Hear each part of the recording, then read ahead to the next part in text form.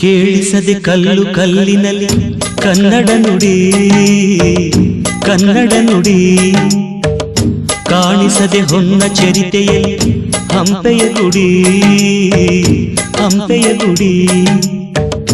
ವೈಭವದ ತವರು ಕೂಗಿದೆ, ಪ್ರೀತಿಸುವ ಹೃದಯ ಬೇಡಿದೆ, ಕೇಳು ನೀನು. ಕೇಳಿಸದೆ ಕಲ್ಲು ಕಲ್ಲಿನಲ್ಲಿ ಕನ್ನಡ ನುಡಿ ಕನ್ನಡ ನುಡಿ.